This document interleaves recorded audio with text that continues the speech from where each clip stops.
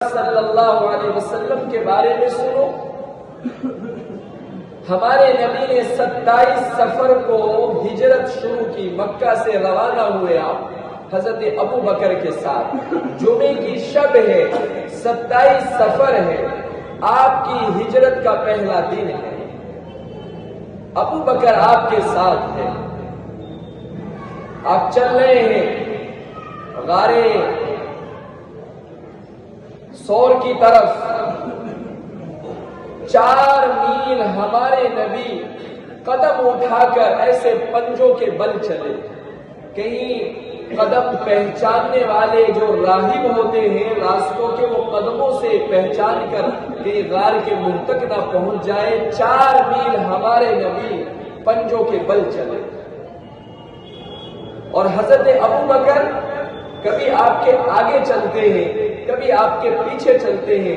آپ نے فرمایا ابو بکر تو کبھی آگے ہوتا ہے کبھی پیچھے ہوتا ہے، کیا ماجرا ہے؟ کہنے لگے یا رسول اللہ، کبھی مجھے لگتا ہے دشمن آگے سے آئے گا، اگر وہ حملہ کرے گا تو وہ مجھ پہ کرے گا. کبھی مجھے لگتا ہے دشمن پیچھے ہے، میں پیچھے ہو جاتا ہوں آپ کے، اگر کوئی حملہ ہوگا تو مجھ پر ہوگا. ادھر موسیٰ کی قوم کہہ رہی انا لمدرکون، موسیٰ تو نے ہمیں مروا دیا ہے 40 سال صحبت پانے کے بعد.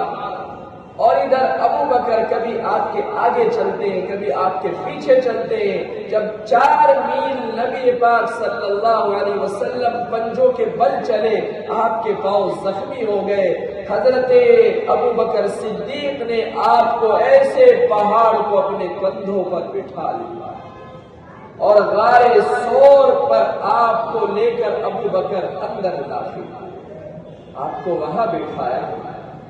اپنی پگڑی اتاری ابو بکر نے، غار میں جتنے سوراخ تھے سب کو پگڑی کو پھاڑ پھاڑ کے بند کیا. کچھ سوراخ بچ گئے، اپنا کرتا اتارا، اس سے پھاڑ پھاڑ کے سوراخوں کو بند کیا. ایک غار کا سوراخ باقی رہ گیا تھا، کپڑا ختم ہو چکا تھا.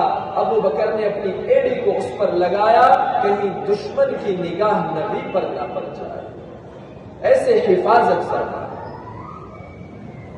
اس غار میں جس میں ابو بکر نے ایڑی لگائی تھی وہاں ایک سانپ تھا.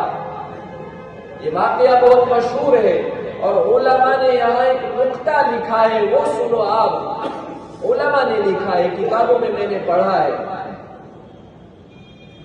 کہ جب ابو بکر کی ایڑی اس غار پر لگی ہوئی تھی جس کے اندر سانپ تھا، اس سانپ نے ابو بکر کی ایڑی کو ڈسا تو سانپ نے اپنی فطرت سے، سانپ ہونے کی وجہ سے ابو بکر کو نہیں ڈسا، بلکہ وہ سانپ احتجاج کر رہا تھا. ابو بکر ایڑی ہٹا، میں بھی دربار نبوت کی زیارت کرنا چاہتا ہوں. احتجاج کر رہا ہے نبی کی زیارت کے لیے. تو یہ ہے ابو بکر.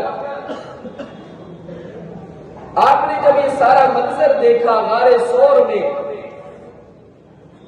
تو آپ کی آنکھوں میں آنسو آ گئے اور آپ نے اللہ سے دعا کی، اے اللہ میں ابو بکر سے راضی ہوں، تو بھی ابو بکر سے راضی ہو جا. فوراً جبریل آئے غار سور میں، یا رسول اللہ، اللہ کہہ رہے ہیں ہم نے ابو بکر کو جنت دے دی، ہم ابو بکر سے راضی ہو گئے. یہ خوشخبری سنائی نبی کو جبریل علیہ السلام، اللہ راضی ہو گیا. تو یہ ہے ہمارے نبی کے اصحاب. نبیوں کے بعد دنیا کے سب سے عظیم اور سب سے قیمتی انسان جو علماء نے لکھا ہے وہ ابو بکر صدیق رضی اللہ عنہ.